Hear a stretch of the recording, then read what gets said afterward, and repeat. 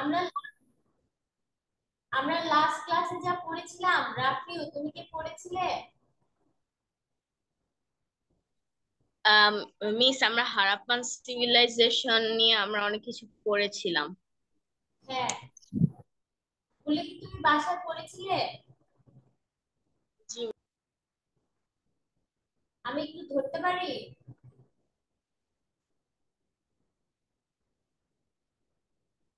আজকে আমরা এখান থেকে শুরু করবো, তাই না? Sorry miss. আজকে আমরা এই পৃষ্ঠা থেকে শুরু করবো।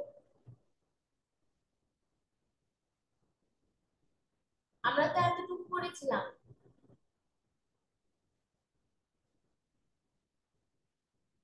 পড়েছিলাম না রাফিউ? জি মিস, আমরা পড়েছিলাম। আচ্ছা, তুমি আমাকে বলো তো,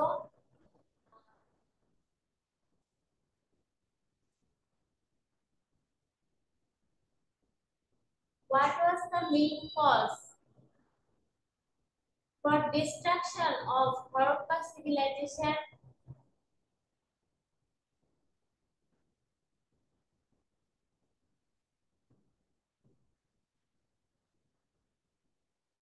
রাফিউ? মিস হ্যাঁ, মিস হচ্ছে due to the changes of the in the course of rivers, reduced rainfall and the expansion of desert land, agriculture productivity was decreasing. The industrial and commercial systems were losing their momentum. Thus, the Harappan civilization was abandoned, and people moved to other places and rivers like Ganga. তুমি কি Can দেখে sorry. দেখে Yes, miss. তুমি কি বই দেখে বলেছো?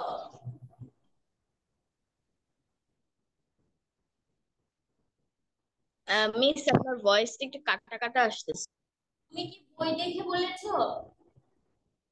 No miss, আচ্ছা, বই রিডিং বলছি। ওকে, এখন আমাকে বলো, আহ,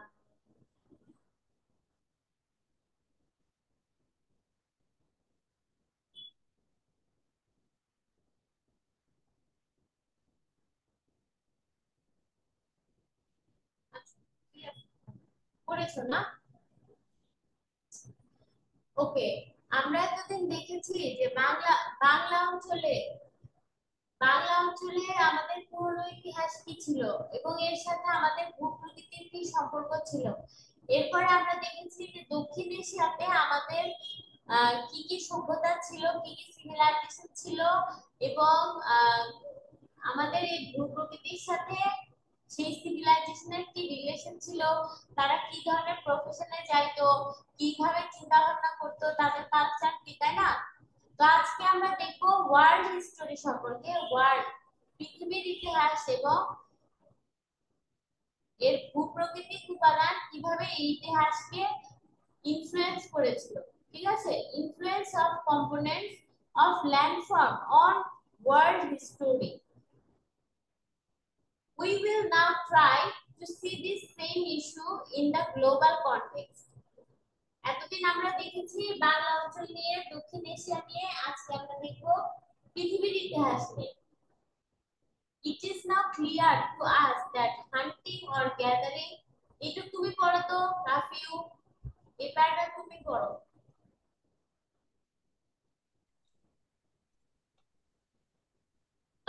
মিস, কোন লাইনটা? এই মিস পুরো এতটুকু? পড়ো। ওকে miss. It is now clear to us that hunting or gathering was the only means of life and livelihood in primitive tribal life. Whatever everyone hunted or collected from the natural environment was shared equally among all. As there was no separate property or surplus products, there was a sense of equality among all. Every element needed for human survival was collected from nature.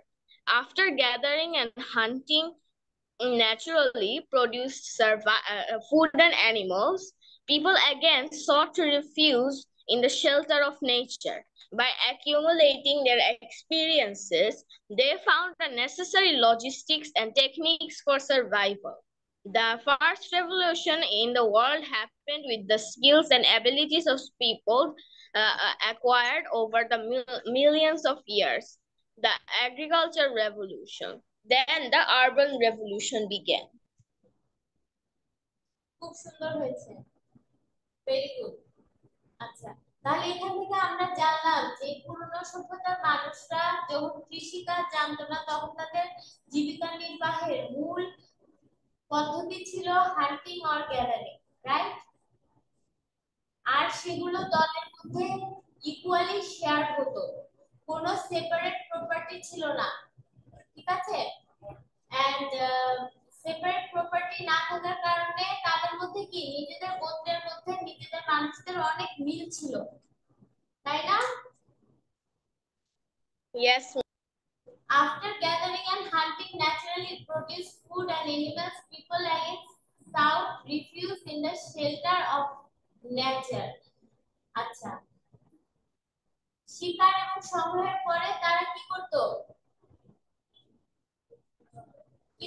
তারা যখন খাদ্য উৎপাদন করা শুরু করলো, food produce করা শুরু করলো, এনিম্যাল নিয়ে বসানো শুরু করলো, তখন তারা কিন্তু স্থায়ী বসতির দিকে ঝুঁকে গেল যে না আমরা এখন এক জায়গায় স্থায়ীভাবে বসবাস করব, তাই না?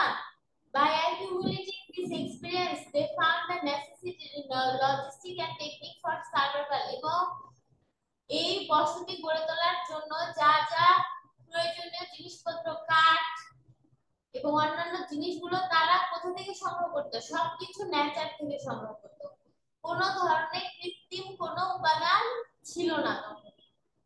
The first revolution in the world happened with the skill and abilities of people acquired over million of years. The agricultural revolution. দেখো, বন্য মানুষ থেকে, বন্য জঙ্গলি মানুষ থেকে, এরা তো জঙ্গলি ছিল, তাই না? এরা কিন্তু গরুর মতো ঘুরে বেড়াইতো সবাই একদল, আর খাবার খেত, প্লাস হচ্ছে সংগ্রহ করে ভাগ বাটোয়ারা করে ঘুমায় যেত, এই তো ছিল এদের জীবন। কিন্তু যখন তারা কৃষিকাজ শিখে ফেললো, কাল্টিভেশন শিখে ফেললো, তখন এগ্রিকালচার রেভলিউশন হলো। আর এই জঙ্গলি মানুষ থেকে, বন্য মানুষ থেকে এগ্রিকালচারাল রেভলিউশনে পৌঁছাইতে মানুষের কিন্তু লেগে গেল কত বছর? Over million of years, lakh lakh বছর, ঠিক আছে? কিন্তু যখন মানুষ এগ্রিকালচার রেভলিউশনে চলে আসলো, এরপরেই শুরু হয়ে গেল আরবান রেভলিউশন, নগর সভ্যতা, তাই না? এরপর নগর সভ্যতা থেকে কিন্তু মানুষ খুব দ্রুত, খুবই দ্রুত ইন্টেলিজেন্সের দিকে আগাচ্ছে। এখন কিন্তু এত বছর, লক্ষ লক্ষ বছর লাগে না মানুষের, লাগে? তুমি চিন্তা করো, যদি ৭,০০০ বছর আগে এগ্রিকালচার রেভলিউশন হয়ে থাকে, মাত্র ৭,০০০ বছর আগে যদি মানুষের ইতিহাসে এগ্রিকালচারাল রেভলিউশন হয়, তাহলে এখন কিন্তু আমরা ইন্টারনেটের যুগে চলে আসছি, প্লেনে চড়ি, হেলিকপ্টারে চড়ি, আকাশে রকেট পাঠাই, তাই না? মহাকাশ গবেষণা করি, মহাকাশের আয়তন নিয়ে চিন্তা করি, করতেছি না সব? মঙ্গল গ্রহে রকেট পাঠানোর চিন্তা করি। তো আমাদের মাত্র এখান থেকে আমাদের টাইমে আসতে মাত্র ৭,০০০ বছর লাগবে, কিন্তু এগ্রিকালচার রেভলিউশনে যেতে প্রাচীন মানুষদের লক্ষ লক্ষ বছর লেগে গেছে, খেয়াল করছো? Yes, miss. আচ্ছা, এখন দেখো এই যে পৃথিবীর ম্যাপটা দিয়েছে, ওই সময় এই যে ৬-৭,০০০ বছর আগে, ওই সময় যখন পৃথিবীতে কোনো এক অঞ্চল থেকে আরেক অঞ্চলে যোগাযোগের তেমন কোনো ভালো পদ্ধতি ছিল না, যোগাযোগ ব্যবস্থা ছিল না, তখন কিন্তু পৃথিবীর বিভিন্ন প্রান্তে একই সাথে কিছু উন্নত সভ্যতার দেখা পাওয়া গেছে, উন্নত সভ্যতার চিহ্ন পাওয়া গেছে, বুঝছো? একই সাথে তারা দেখা যাচ্ছে যে একই রকম বাড়িঘর করে, জ্ঞান বিজ্ঞান নিয়ে চিন্তা করে, তারপর সাহিত্য রচনা করে, এই ধরনের কিছু সভ্যতা, অঙ্ক করে, এই ধরনের কিছু ধর্ম পালন করে, এই ধরনের কিছু সভ্যতা পৃথিবীর বিভিন্ন প্রান্তে একই সময়ে ভিন্নভাবে বিকশিত হয়েছে, এর নিদর্শন পাওয়া গিয়েছে। আজকে আমরা পড়বো পৃথিবীর সবচেয়ে প্রাচীন নগর সভ্যতার ২টা উদাহরণ নিয়ে, এবং খুবই ইন্টারেস্টিং উদাহরণ। দেখো, the oldest example of urban civilization in the world are Egyptian, Mesopotamia, Indus, Chinese, Assyrian, Roman, Maya civilization. ঠিক আছে? সরি, মিস অ্যাসিরিয়ান সিভিলাইজেশন কোন এলাকার উপর পড়েছে? অ্যাসিরিয়ান সিরিয়ার ওইদিকে অ্যাসিরিয়ান সভ্যতা। মিস তাহলে মেসোপটেমিয়ান সিভিলাইজেশনও তো সিরিয়ার এলাকায় হয়েছে। হ্যাঁ হ্যাঁ, ইজিপশিয়ান ও মেসোপটেমিয়ার পাশে, ঠিক আছে, কিন্তু এরা অঞ্চল ভিন্ন। আমরা বাংলাদেশি না, আমাদের সাথে কি ইন্ডিয়ান কালচার মিলে? ইয়েস। ইন্ডিয়ান কালচার মিলে না রাফিও আমাদের সাথে। আমাদের সাথে কলকাতার কিছু অংশ মিলে, কলকাতা মিলে শুধু আমাদের সাথে। কলকাতা কিন্তু ইন্ডিয়ার খুবই ছোট একটা পার্ট, ঠিক আছে। ইন্ডিয়াতে অনেকগুলো স্টেট আছে, প্রায় 52 প্লাস।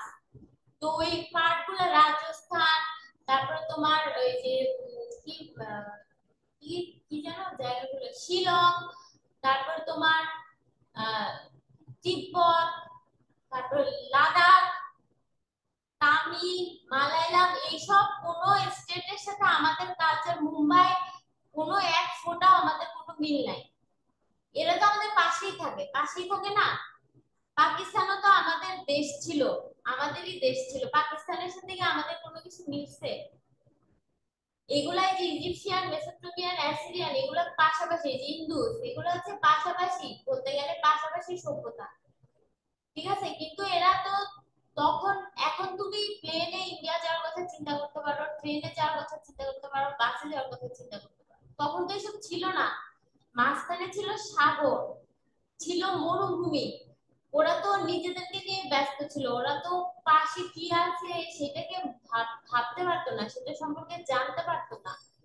ওরা তো আলাদা ভাবেই তোমার নিজেদের সভ্যতাটাকে মানে এগিয়ে নিয়ে যাচ্ছিল নিজেদের মতো করে, বুঝতে পেরেছো? ইয়েস। আচ্ছা, geographical factors and the natural environment also played a significant role in development of this civilization. স্বাভাবিক, আর যে কোনো সভ্যতায় তার ভূপ্রকৃতি দ্বারা নিয়ন্ত্রিত। এমনকি আমাদের এখনো আমাদের বর্তমান জীবন আমাদের ভূপ্রকৃতির উপরে ডিপেন্ড করতেছে, এবং যতদিন আমরা মানুষ হিসেবে বেঁচে থাকবো। তোমরা কি জানো যে সায়েন্টিস্টরা চেষ্টা করতেছে যে মানুষের যে লাইফ, যে ব্রেইন, যে চিন্তা করার ক্ষমতা, এটা যন্ত্রের মধ্যে ট্রান্সফার করার জন্য? এটা কি তোমরা জানো? Yes miss. আচ্ছা, যদি জেনে থাকো ভালো কথা। এটা নিয়ে অনেক দূর গবেষণা হয়ে গেছে যে আমি আসলে মারা যাব না আর কখনো, আমাকে যন্ত্রের মধ্যে ট্রান্সফার করা হবে, ঠিক আছে। যন্ত্রটাকে চার্জ দেওয়া হবে, যন্ত্রটাকে টিকায় রাখা হবে, সেই মেমোরি আবার আরেক যন্ত্রে ট্রান্সফার করা হবে। এইভাবে কিন্তু আমি ইন্টারনালি বেঁচে থাকতে পারবো যতদিন পৃথিবী টিকে থাকে। আমার ব্রেইন এইভাবে বেঁচে থাকতে পারবে, ঠিক আছে। এই চেষ্টা করা হইতেছে, এই চেষ্টা করা হইলে আর এটা সফল হইলে তুমি কি মনে করো যে আমরা কোথায় চলে যাব? আমাদের এই মানব সভ্যতার এখন যেরকম দেখতেছো মানুষ হিসেবে আমরা আছি, তখন তো আমরা যন্ত্র হিসেবে থাকবো পৃথিবীতে। আচ্ছা, যাই হোক, অত তুলে না যাই। Through inquiry, let us briefly know some information about the influence of landform on the Egyptian civilization developed in Africa and Greek civilization developed in Europe. তাহলে আমরা জানলাম ইজিপশিয়ান সিভিলাইজেশনটা আফ্রিকা মহাদেশে হচ্ছে ডেভেলপ হয়েছিল, আর গ্রিক সিভিলাইজেশনটা ডেভেলপ হয়েছিল ইউরোপে। And এই দুটার মধ্যে মাত্র অল্প একটু সাগরের ব্যবধান।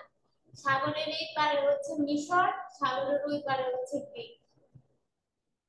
You will learn elaborately about many other important aspects of this civilization through your study of the history and social science books of grades 7, 8, 9. আচ্ছা, 7, 8, 9 হলে আর অনেক ডিটেইলস জানতে পারবেন। আজকে আমরা পড়বো ইজিপশিয়ান সিভিলাইজেশন নিয়ে। পৃথিবীর মানে ওয়ার্ল্ড হিস্টোরির এটা হচ্ছে first urban civilization. Egyptian civilization developed on the Nile River basin in Egypt. নদীর তীরে, নীল নদীর তীরে ইজিপ্ট গড়ে উঠেছিল আফ্রিকা মহাদেশে। The Nile, the world's in Africa. আফ্রিকার লেক ভিক্টোরিয়া থেকে এটা উৎপন্ন হয়ে ফ্লো করেছে ইজিপ্টে এবং সেটা পতিত হয়েছে এমটিস ইনটু দা মেডিটেরিয়ান সি, ভূমধ্য সাগরে গিয়ে পতিত হয়েছে। ঠিক আছে, মেডিটেরিয়ান সি থেকে এই নদীটা পতিত হয়েছে কোথা থেকে? লেক ভিক্টোরিয়া থেকে উৎপত্তি হয়ে মিশরের উপর দিয়ে বয়ে গিয়ে মেডিটেরিয়ান সিতে গেছে। আচ্ছা তুমি আমাকে বলো তো মিশরে মোট কয়টা নদী আছে? মিস একটা। হ্যাঁ, রিভার নাইল। হ্যাঁ, এটা এরকম করে একটাই বিভিন্ন জায়গাতে ঘুরে ফিরে ভূমধ্য সাগরে গিয়ে পতিত হয়েছে। বুঝছো?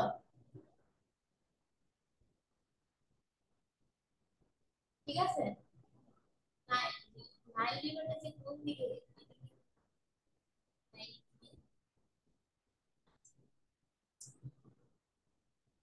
এবার দেখো, from agriculture to the religious, social, cultural, political and economic life of the Egyptian, the influence of the Nile was extensive. এই নীল নদী ছাড়া তো মিশর হতোই না, কারণ এটা ছিল ধুধু মরুভূমি।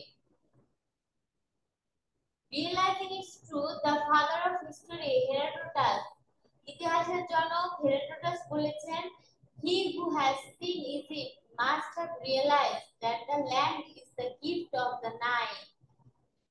কারণ আফ্রিকা মহাদেশ হচ্ছে বেশিরভাগ হচ্ছে মরুভূমি। ঠিক আছে, বেশিরভাগ হচ্ছে মরুভূমি, সেখানে নীল নদ যদি না থাকতো, নীল নদের দুই পারে এই মিশর সভ্যতা গড়ে উঠতে পারতো না।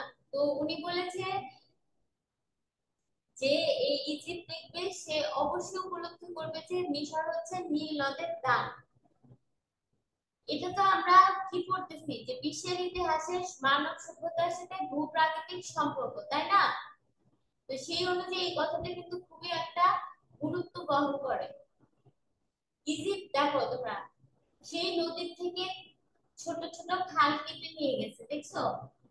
মানুষ খাল কেটে নিয়ে জমির মধ্যে মধ্যে নিয়ে গেছে, সেই জমির মধ্যে মধ্যে খাল কেটে নিয়ে আবার একটা ছোট পাত্র দিয়ে একটা যন্ত্র, বড়শির মতো যন্ত্র বানিয়ে সেই পানি তুলে খেতে দিচ্ছে, এখান এখান থেকে তুলে খেতে দিচ্ছে, দেখছো? এভাবে ওরা সেচ করতো, গাছে পানি দিত এইভাবে। Egypt is called the gift of Nile. The vast plains with fertile land formed by the flow and flooding of the Nile were cultivated in various ways.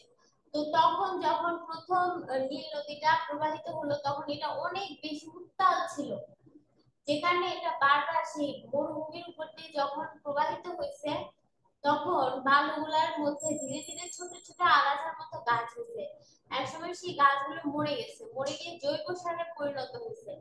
তারপর আবার ছোট ছোট গাছ হয়েছে, আবার মরে গেছে, জৈব সারে পরিণত হয়েছে। এইভাবে কিন্তু আস্তে আস্তে বালুর অঞ্চলটা কিন্তু আসলে একদম সুন্দর মরুভূমির অঞ্চলে পরিণত হয়েছে। ঠিক আছে, this cultivation was one of the main influences on the development of Egyptian civilization. The above picture shows planting by oxen and sowing of seeds. তারপর বীজ বুনতেছে, তারপর গরু দিয়ে হাল চাষ করছে, তারপর ছোট ছোট নৌকা। ঠিক আছে, মিশরের রাজারাও কিন্তু এই ধরনের বাড়িতে থাকতো। ফারাওদের কিন্তু কোনো রাজপ্রাসাদ ছিল না, তারা এই ধরনের বাড়িতে থাকতো। তাদের সবকিছু ছিল মৃত্যুর পরবর্তী জীবনের জন্য, তারা যত সোনা দানা গয়না প্রিয় জিনিস সবকিছু তাদের কবরে দিয়ে দেওয়ার জন্য জমায় রাখতো। তারা যখন মারা যেত তাদের কবরে সবকিছু দিয়ে দেওয়া হতো। তারা এই জীবনকে জীবন মনে করতো না, তারা আফটার লাইফ কে জীবন মনে করতো। এখন আফটার লাইফে আমরা তাদের লাশ নিয়ে মিউজিয়ামে রেখেছি। There are imaginary images of how the land around the settlements near the Nile was cultivated.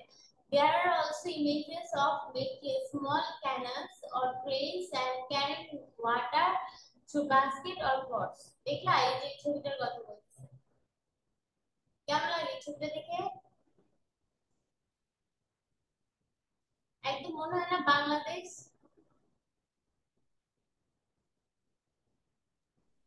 Kind of মনে হয়। অফ না, তুমি যদি কখনো নীল নদের দিকে যাও, ওই নীল নদের তীরের অঞ্চলটাকে তুমি পুরা মনে করবা বাংলাদেশ। কারণ এটা হচ্ছে শস্য শ্যামলা, সুজলা সফলা, ধান ক্ষেত, গম ক্ষেত, নদী বয়ে যাচ্ছে, গাছ, এরকম ঠিক দেখো আমাদের দেশের মতো। কিন্তু তুমি যদি নীল নদের পাশ থেকে একটু দূরে যাও, দূরের এলাকায় যাও, আর কোথাও কোনো গাছ দেখতে পাবো না, পুরোটাই হচ্ছে ধুধু মরুভূমি একদম। প্লেন থেকে নামলে দেখবে যে কোনো গাছ নাই, মনে হবে যে আকাশের নিচে প্লেটের মধ্যে একটা শহর, একদম ডিরেক্ট সানলাইট পাচ্ছে, কোনো গাছের ছায়া নাই, গাছ নাই, কিছুই নেই, একদম শুষ্ক। If we calculate it from today, the beginning of Egyptian civilization was probably 6,000 years ago. তার মানে এই সভ্যতাটা প্রায় 6,000 বছর পুরনো। This civilization began by subsisting on agriculture supported by the waters of the Nile and the fertile alluvium along the river. ঠিক আছে, মানে এই সিভিলাইজেশনটা নীল নদীর পানি এবং এই নীল নদীর থেকে তৈরি উর্বর জমি দিয়ে এই পুরো এগ্রিকালচার এরিয়াটা হচ্ছে সাপোর্টেড। ঠিক আছে, they gradually move towards industry and trade. তো কৃষি বিপ্লব থেকে শুরু করার পর তারা এখন কোন দিকে ঝুঁকেছে? ব্যবসা বাণিজ্যের দিকে ঝুঁকেছে, তারপরে নগর সভ্যতার দিকে ঝুঁকেছে। The Egyptians were also very successful in the practice of science. এখনো বিজ্ঞানীরা ওদেরকে আদিকালের সবচেয়ে সেরা বৈজ্ঞানিক সভ্যতা বলে মনে করে। তারা জ্যামিতি, তারপর ভাষা, অ্যাস্ট্রোনমির উপরে এমন এমন জিনিস আবিষ্কার করে গেছে, এমন এমন সমাধান করে গেছে যে এখনো অনেক কিছু অমীমাংসিত আমাদের সায়েন্টিস্টদের কাছে। Astronomers in Egypt compile lunar calendars by determining the sign of planets and stars in the sky and their effects on the tides of the Nile. আচ্ছা, আগে মিশরের মানুষরা কি করতো? চাঁদ দেখে ক্যালেন্ডার তৈরি করেছিল, চন্দ্র ক্যালেন্ডার। ঠিক আছে, আকাশের নক্ষত্র দেখে ক্যালেন্ডার বানিয়েছিল। কিন্তু পরে according to the lunar calendar they use to calculate the year in 354 days. সেই চাঁদের হিসাব অনুযায়ী তখন তারা এক বছরকে হিসাব করতো 354 দিনে। কিন্তু পরে later observing the arrival of the Sirius star, লুকথক, এটাকে বাংলা বলে লুকথক তারা, সাইরাস স্টারকে যখন তারা আবিষ্কার করলো এবং এটার গতিবিধি পর্যবেক্ষণ করলো, তারা সোলার ক্যালেন্ডার চালু করা শুরু করলো এবং তারা ক্যালকুলেট করছে যে একটা বছর হয় 365 দিন। তো কোনো ধরনের দুর্বিক্ষণ যন্ত্র ছাড়া তারাই যেগুলো ক্যালকুলেশন করেছে, তোমার কি মনে হয় তার জ্ঞান বিজ্ঞানে কত দূর আগাইছিল? অনেক দূর। তার পিরামিড তৈরি করেছে এবং তারা বিভিন্ন আয়ুর্বেদে অনেক জ্ঞান রাখতো, মেডিসিন সায়েন্স ছিল তাদের। এবং তারা কি করতো? বিভিন্ন জিনিস যেটা বানাইতো সেটা একদম খুবই সুন্দর, তাদের তৈরি সোনার জিনিসগুলো অসম্ভব সুন্দর, যে এখনো মডার্ন।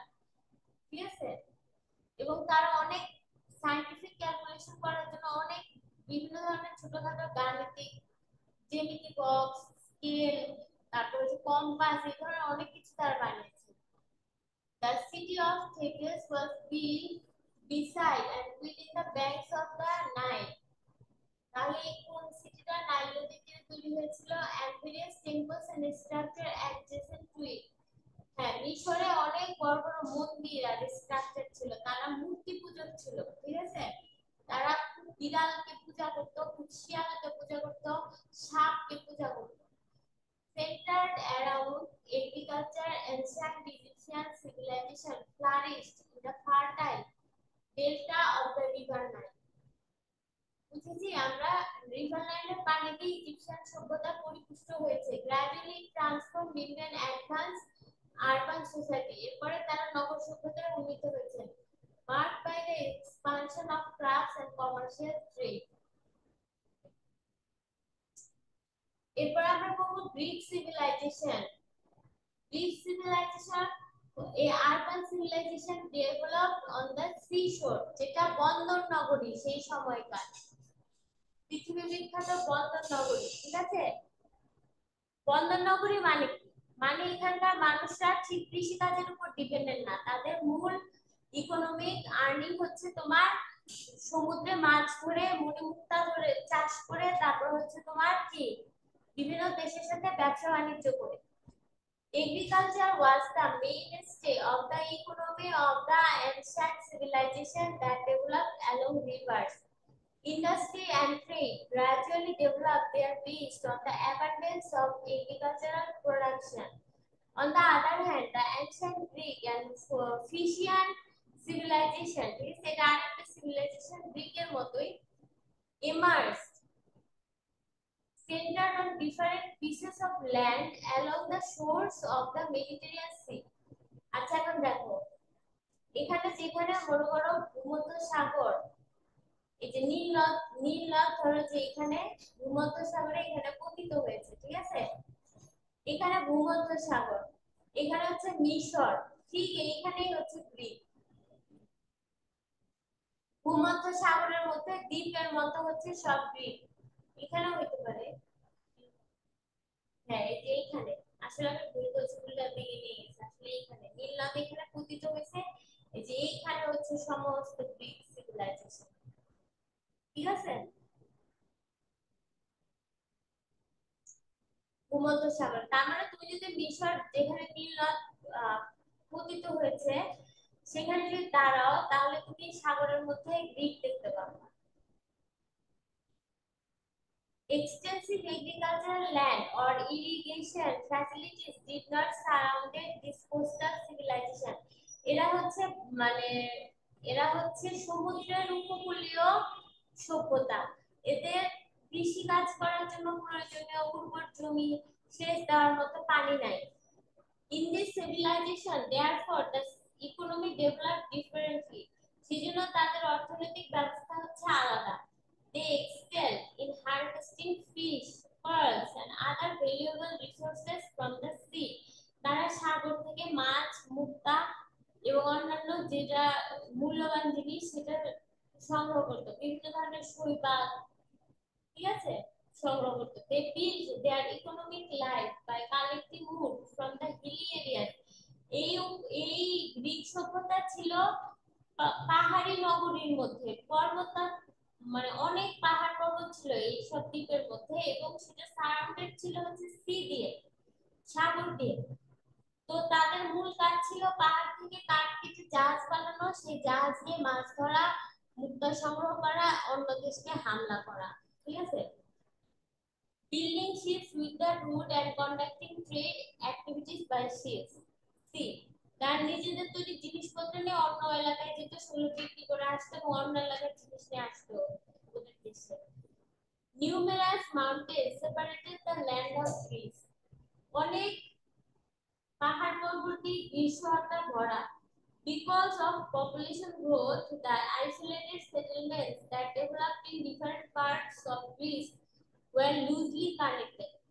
দেখো যখন একটা এরিয়াতে প্রচুর পাহাড় থাকবে এবং সেই এলাকায় অনেকগুলো মহল্লা গড়ে উঠবে, তখন কিন্তু একটা মহল্লার মানুষ আরেকটা মহল্লায় সচরাচর যাবে না, কারণ তারা নিজেদেরকে নিয়ে ব্যস্ত, নিজেদের খাবার সংগ্রহ করা, পানি সংগ্রহ করা, এগুলো করতে করতে তাদের অনেক এনার্জি শেষ হয়ে যায়। তাহলে তাদের মধ্যে কিন্তু কোনো সম্প্রীতি তৈরি হবে না, হবে? No, এইভাবে গ্রিসের মানুষজন, সেখানে অনেকগুলো নগর বা সভ্যতা বা সিটি থাকলেও তারা একজন আরেকজনের সাথে লুজলি কানেক্টেড ছিল বিকজ অফ দ্য মাউন্টেন, ঠিক আছে? নিউমেরাস মাউন্টেন ছিল, সেই কারণে তারা তাদের কমিউনিটি ফ্যাসিলিটিস, কমিউনিকেশন ফ্যাসিলিটিস ছিল লিমিটেড এবং তারা খুব মানে বিচ্ছিন্ন ছিল। Several city-states gradually developed in these distinct parts of Greece. Among these city-states, the name Sparta and Athens are particularly notable. সেই সময় এই এতগুলি, দেখো এই যে এখানে তোমাদেরকে দিয়ে দিচ্ছে খুব সুন্দর করে এই জায়গাটা,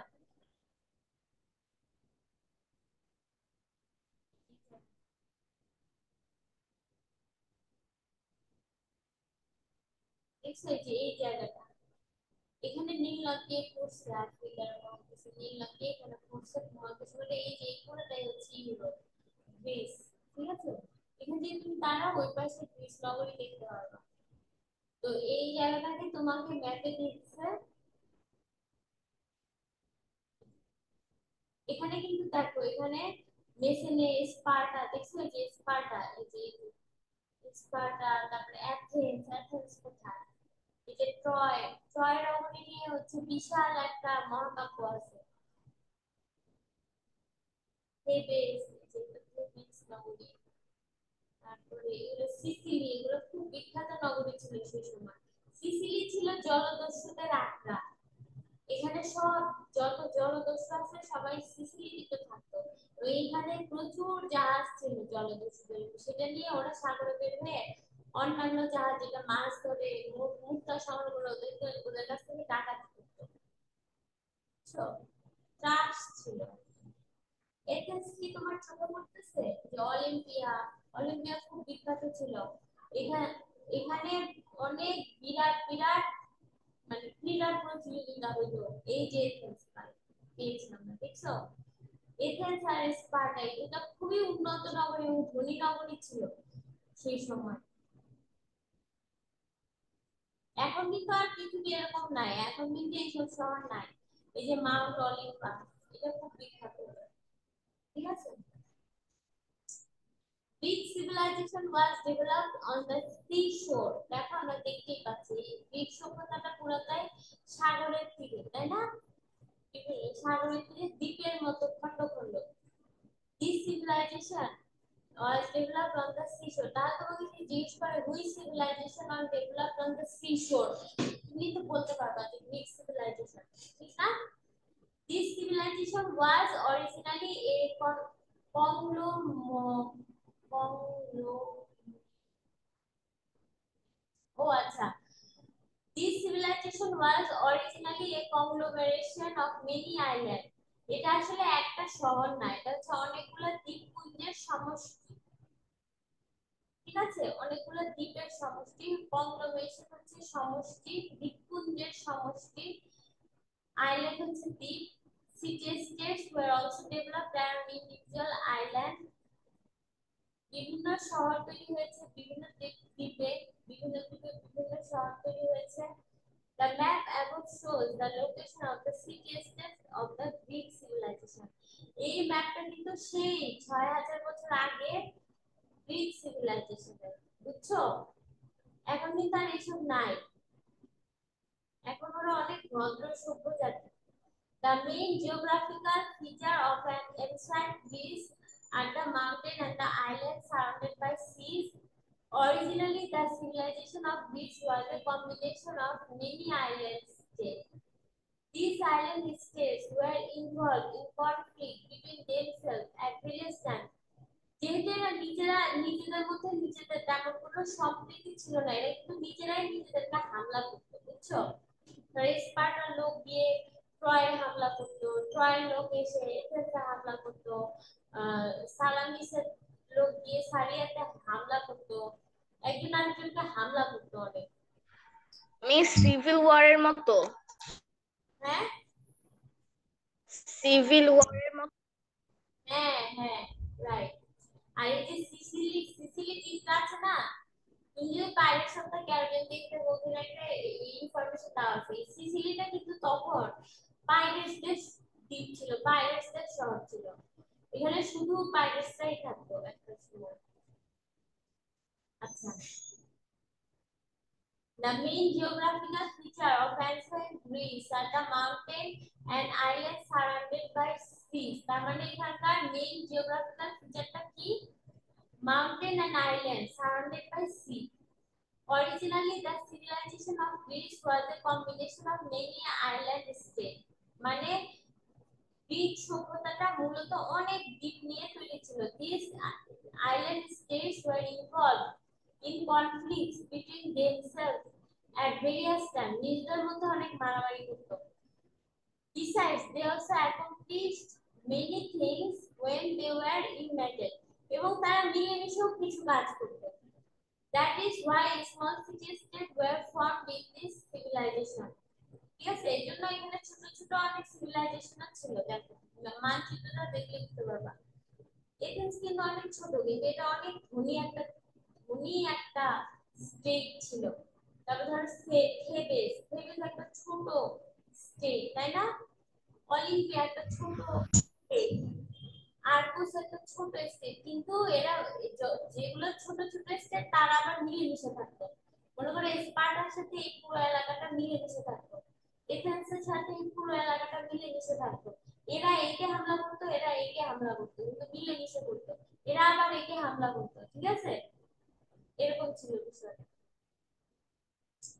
The complete development of Greek civilization took place approximately from 1200 BCE to 500 BC, মানে খ্রিস্টের জন্মের 1200 বছর পূর্ব থেকে 500 বছর আগে পর্যন্ত এই গ্রিক সভ্যতার পূর্ণ বিকাশ হয়েছে বলে ধারণা করা হয়। আচ্ছা, এখন এই ধারণা করা হয়, এই সময়, এই ইতিহাস, এগুলো যে ধারণা করা হয়, এগুলো কি ওরা লিখে রেখে গেছে? রাফিও, এগুলো কি ওই গ্রিসের মানুষরা লিখে রেখে গেছে?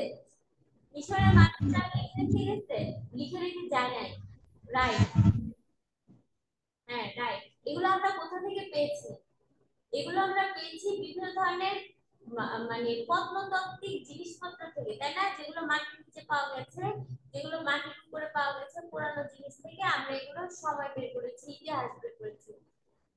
আচ্ছা, traditional and non traditional sources, আমরা এগুলোকে বলতেছি traditional and non traditional source. At the beginning of this chapter, we learned about the need for sources or materials as a primary means of knowing history.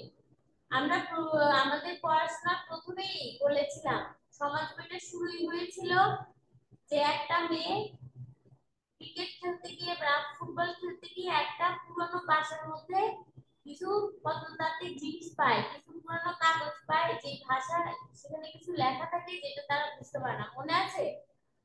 খুশি আমার সাথে কয়েকজন খেলতে গিয়ে এরকম একটা বাড়ির মধ্যে, পুরনো বাড়ির মধ্যে যায়, গিয়ে একটা তাল পাখা, তারপরে কিছু লেখা, কিছু টেরাকোটা পেয়েছিল, একটা চেয়ার, এইসব পেয়েছিল প্রথম চ্যাপ্টারে। তো আমরা এই বইটা শুরুই করেছি হচ্ছে বিভিন্ন ধরনের সোর্সের গল্প দিয়েছে, যেটা থেকে আমরা ইতিহাসকে কাউন্ট করতে পারি, ঠিক আছে? তারপর আমরা জেনেছি যে কিভাবে জীবাশ্ম বিজ্ঞানীরা স্কেলিটন দেখে দেখে তার বয়স ইতিহাস বের করতে পারে।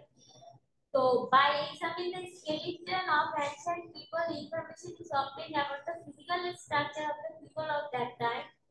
These are the tools and other materials used by the people, such as terracotta, pottery, beads, architectural monuments, etc., provide a variety of information about the daily life of the people.